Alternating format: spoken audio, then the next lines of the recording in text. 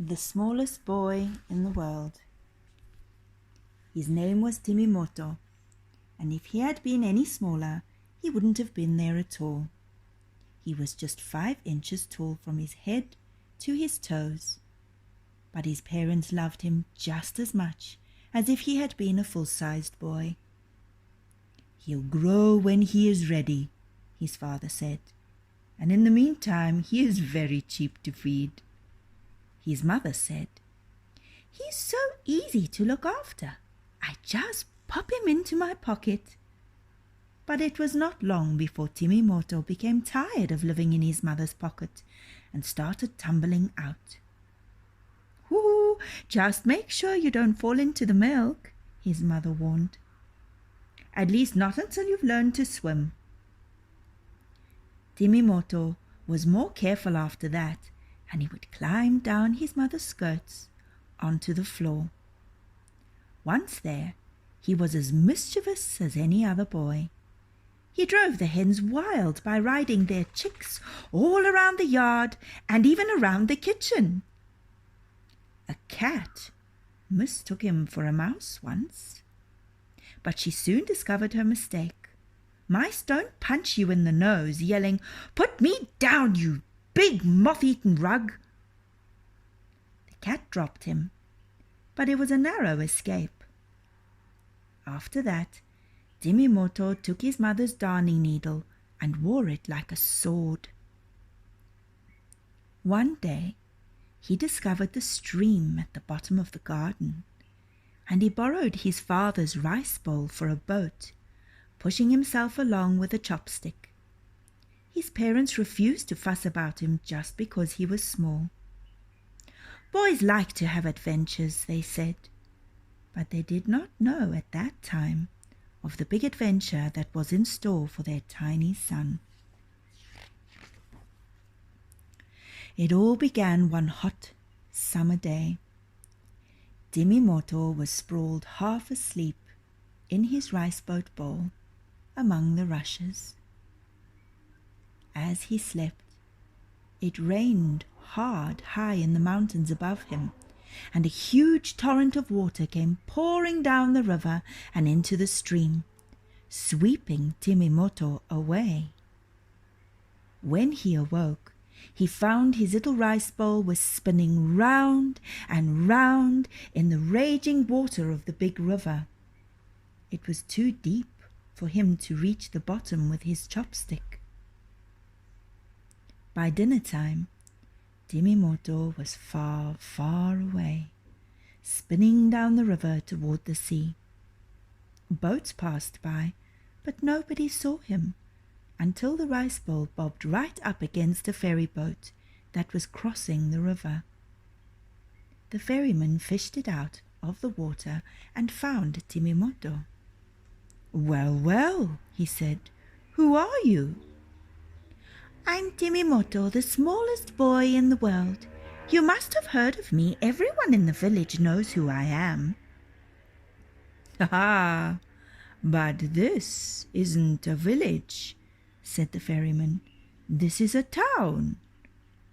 From the ferry boat, Timimoto saw the shore, and what he saw amazed him. There were no fields, no trees, no birds or animals. There were huge buildings everywhere he looked, and people, there were hundreds and hundreds of them. "Will you take me there, please?" Timimoto begged the ferryman, and the ferryman agreed. "Watch out that you don't get stepped on," he warned Timimoto as he put him ashore, "and don't stay out after dark. The ogre will eat you." "Ogre? What ogre?" cried Timimoto as the ferryman pulled away from the shore. "One that eats people!" the ferryman shouted back. Ogres are a kind of giant. Timimoto knew that from the stories his mother told him. Everyone was a giant to Timimoto. He wasn't afraid of them. As for eating people, no giant could touch him, for he would hardly make a mouthful. All the same, Timimoto put a hand to his side to make sure that the darning needle sword was still there. As darkness fell, all the people of the town scurried home to lock their doors and their windows. Far out to sea, a great wave of water was tumbling toward the shore. After it, a figure strode, roaring as it came, all covered in barnacles and seaweed, a crest of spines down its back, and one red eye in the middle of his forehead. "So that's an ogre?" said Timimoto, more interested than frightened. The great wave broke on the shore, and a tide of water flowed through the streets, leaving in its wake dead fish and crabs and seaweed. Timimoto was picked up by the water and carried down to the edge of the sea, just as the ogre stepped out of it. "Where's my dinner?" roared the ogre, stamping his feet and flattening 3 fishing boats drawn up on the sand. "I want meat, man, meat." He flung out his arm and a house collapsed like a pack of cards. The ogre began to search among the ruins for some man meat. "Stop that!" cried Timimoto, jabbing at the ogre's finger with his darning needle sword. "Oh!" shrieked the ogre. "Go back to where you came from, you great big bully!" shouted Timimoto, stabbing at the monster's big toe. "Ouch!" cried the ogre. "Mosquitoes!" Timimoto dug in his sword and held onto it for dear life as the ogre lifted his foot to scratch it, resting it on his knee. Timimoto jabbed the knee too, then moved quickly on before the ogre's hand could squash him flat. Up and up the ogre's body he climbed, stepping from barnacle to barnacle and using the seaweed as a rope, jabbing as he went. The ogre forgot all about his dinner. The mosquito seemed to be everywhere. He danced about and waved his arms and slapped himself wherever it felt a stung. Then he heard a humming noise, like a tiny voice. "You're just a great big bag of wind, aren't you? I'm not scared of you." That was no mosquito. What was it then? "Who are you?" roared the ogre. "I'm Timimoto, the smallest boy in the world."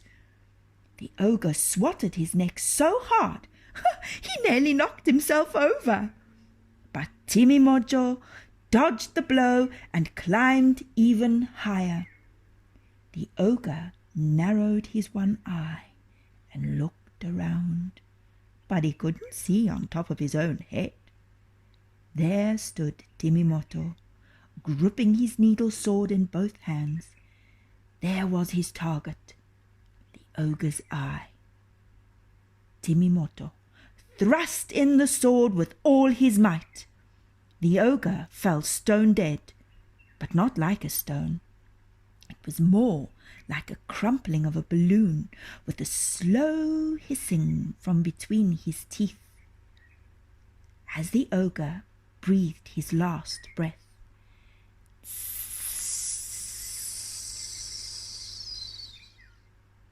Timimoto gave a great sigh of relief. Whew! Then a very strange thing began to happen. Timimoto started to grow. Before he realized what was happening, he was 2 feet tall and still growing. 3 feet, 4 feet, 5 feet. "Oh no!" cried Timimoto. "I don't want to be a giant." He shut his mouth and pinched his nose for as long as he could. When he finally drew breath again, he stayed as he was, almost 6 feet tall. A very fine young man, and a rich one too. because of course there was a reward for ridding the town of that ogre. Timimoto made his way home, up the river and along the stream. His parents could hardly believe their eyes. "Timimoto, is it really you?" His mother didn't know whether to laugh or cry or scold him for going off without a word or losing his father's rice bowl. As for Timimoto's father, when he could get a word in, all he said was, "Didn't I tell you?" He would grow when he was ready.